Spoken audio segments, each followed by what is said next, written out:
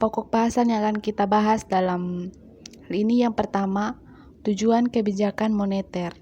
Yang kedua, konsep uang beredar, proses penciptaan dan pengendaliannya. Yang ketiga, instrumen kebijakan moneter. Yang keempat, tujuan dan target kebijakan moneter di negara lain.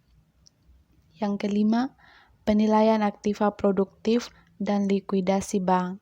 Dan yang terakhir, kondisi perankan era krisis moneter dan kebijakan pemulihannya. Pokok bahasan yang pertama yaitu tujuan kebijakan moneter. Bank Indonesia memiliki tujuan untuk mencapai dan memelihara kestabilan nilai rupiah.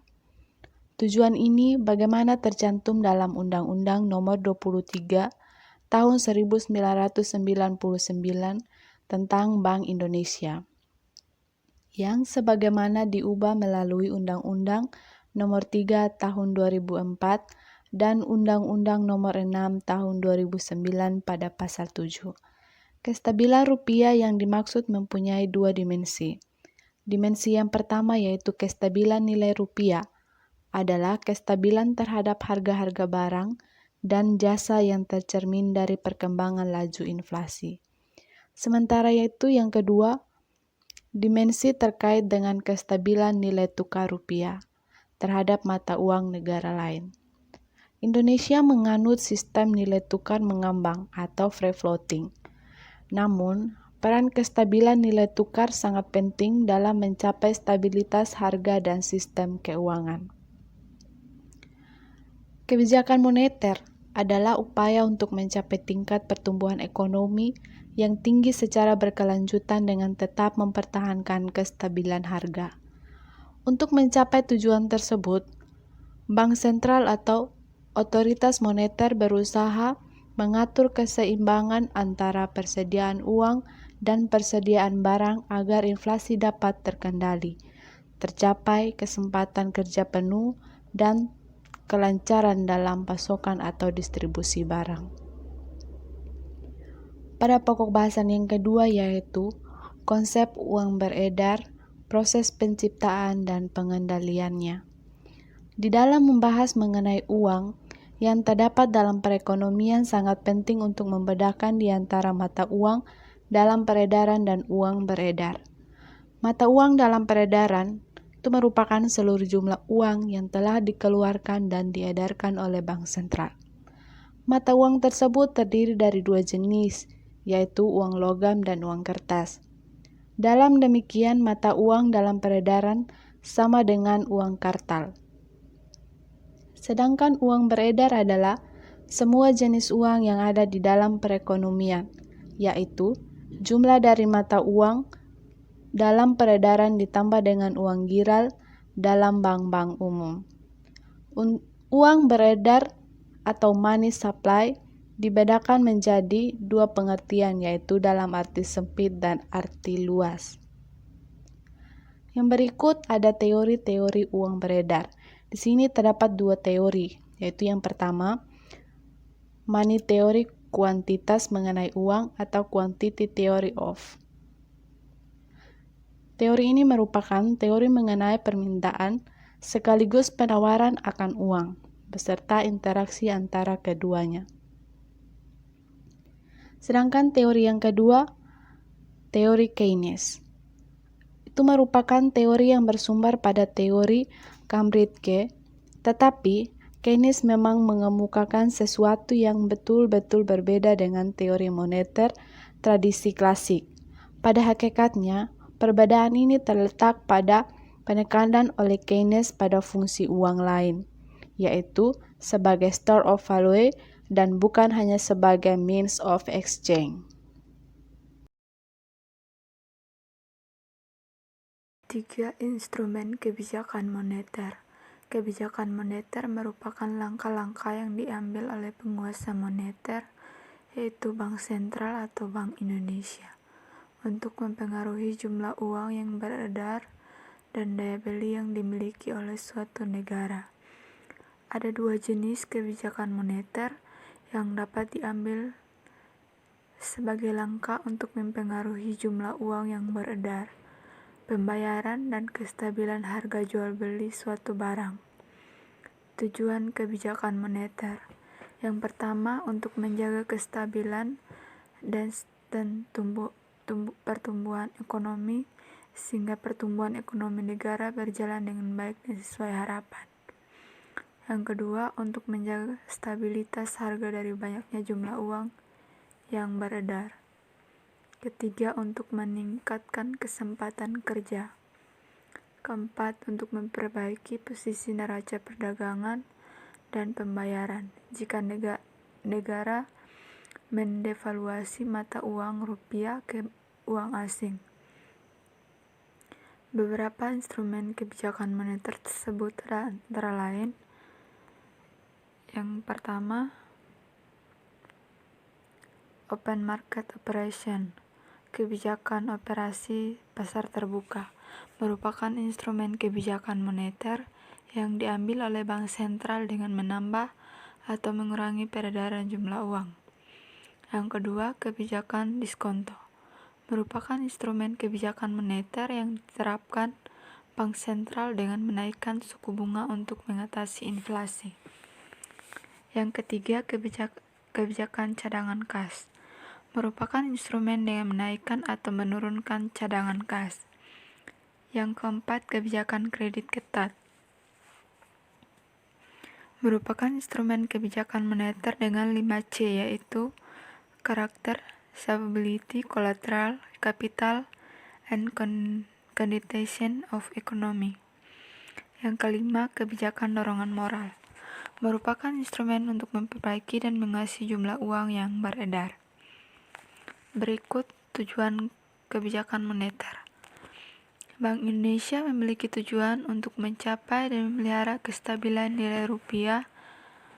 Tujuan ini sebagaimana tercantum dalam Undang-Undang Nomor 23 Tahun 1999 tentang Bank Indonesia, yang sebagaimana dirubah melalui Undang-Undang Nomor 3 Tahun 2004 dan Undang-Undang Nomor 6 Tahun 2009 pada pasal 7. Kestabilan rupiah yang dimaksud mempunyai dua dimensi. Yang pertama, kestabilan nilai rupiah adalah kestabilan terhadap harga-harga barang dan jasa yang tercermin dari perkembangan laju inflasi. Sementara itu, dimensi kedua terkait dengan kestabilan nilai tukar rupiah terhadap mata uang negara lain. Indonesia menganut sistem nilai tukar mengambang atau free floating.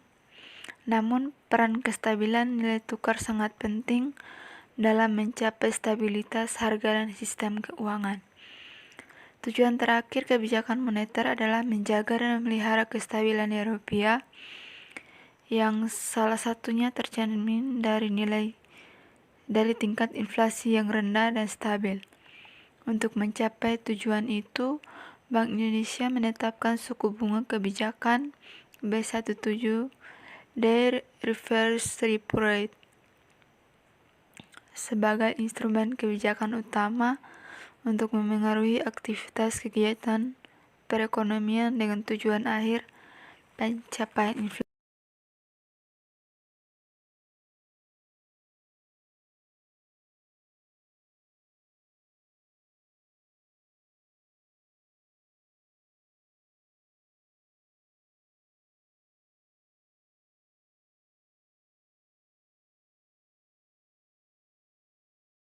Yang kelima, penilaian aktiva produktif dan likuiditas bank. Aktiva produktif berdasarkan Undang-Undang RI Nomor 10 Tahun 1998 tentang perbankan, di mana bank merupakan sebuah badan usaha yang mempunyai peran yang menghimpun dana dari masyarakat dalam bentuk simpanan dan menyalurkan kembali kepada masyarakat dalam bentuk kredit dan bentuk-bentuk lainnya dalam rangka peningkatan taraf hidup rakyat banyak. Aktiva produktif merupakan suatu bentuk penanaman dana oleh bank dalam bentuk kredit, surat berharga, penempatan dana pada bank lainnya, dan penyertaan modal bank pada lembaga keuangan yang bukan bentuk bank atau perusahaan lain yang tujuannya untuk memperoleh penghasilan. Aktiva produktif juga sering disebut earning asset atau atau suatu aktiva yang menghasilkan karena penempatan dana pada bank untuk mencapai tingkat penghasilan yang diharapkan. Penanaman dana dalam suatu aktiva produktif merupakan sumber penempatan bank yang digunakan untuk membiayai keseluruhan biaya operasional perbankan. Pengelolaan dana ini bertujuan untuk menutup biaya-biaya lain, baik itu biaya bunga, biaya tenaga kerja, maupun biaya operasional lainnya, serta agar bank bisa memperoleh keuntungan. Dengan kata lain, penempatan pada aktiva produktif dalam dunia perbankan bisa memberikan kontribusi bagi kerja bank. Lalu yang berikut, penilaian likuiditas aktiva produktif. Kualitas aktiva produktif memiliki suatu kriteria dalam penilaian, yaitu didasarkan pada tingkat kualitas. Ukuran utamanya dalam ketetapan pembayaran pokok dan bunga serta kemampuan debitur baik ditinjau dari segi usaha maupun nilai dari penggunaan kredit yang bersangkutan. Kualitas aktiva produktif dapat digolong menjadi 5, yaitu golongan kualitas suatu aktiva produktif sejauh ini hanya terbatas pada kredit yang diberikan, yang menjadi lancar jika memenuhi kriteria. Yang pertama, pembayaran angsuran pokok atau bunga yang tepat waktu. Lalu yang kedua, memiliki mutasi rekening yang tak aktif. Yang ketiga, bagian dari kredit yang dijamin dengan aduan tunai. B. Dalam perhatian khusus, jika memenuhi kriteria. Yang pertama, terdapat masalah tunggakan angsuran pokok atau bunga yang belum melampaui 90 hari. Lalu kedua, kadang-kadang terjadi kerukan. Lalu ketiga, mutasi rekening relatif aktif didukung oleh pinjaman baru dan lain-lain. C. Kurang lancar, jika memenuhi kriteria. Yang pertama, terdapat masalah tunggakan angsuran pokok atau bunga yang telah melampaui 90 hari. Lalu yang kedua, sering terjadi kerukan. Yang ketiga, mutasi rekening relatif rendah. Lalu yang keempat, lemahnya dokumentasi pinjaman. Lalu yang kelima, terdapat beberapa masalah keuangan yang dihadapi oleh debitur dan lain-lain. Lalu D. Diragukan, jika memenuhi kriteria. Yang pertama, terdapat masalah tunggakan angsuran pokok atau yang telah melampaui 180 hari. Terdapat cerukan yang sifatnya permanen. Yang ketiga, terjadi transportasi lebih dari 180 hari. Lalu 4, terjadi kapitulasi bunga dan lain-lain. E. Macet, jika memenuhi kriteria. Yang pertama, terdapat masalah tunggakan angsuran pokok atau bunga yang telah melampaui 270 hari. Dari segi hukum serta kondisi pasarnya, jaminan tidak dapat dicairkan pada batas nilai wajar. Lalu yang keenam, kondisi perbankan era krisis moneter dan kebijakan pemulihannya. Kesehatan sistem pembayaran yang terjamin dari kesehatan sektor perbankan mengalami saat-saat kondisi setelah krisis nilai tukar pada tahun 1997.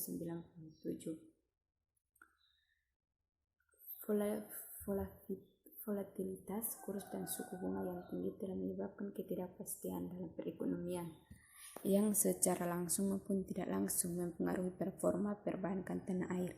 Ketidakpastian dalam perekonomian ini telah menyebabkan sektor usaha mengalami penurunan bisnis, sehingga menyebabkan tingginya kredit macet bagi perbankan. Tingginya NPL atau kredit macet tentu akan memperburuk kualitas aktiva perbankan yang menjamin dari rendahnya CAR atau capital liquidity ratio.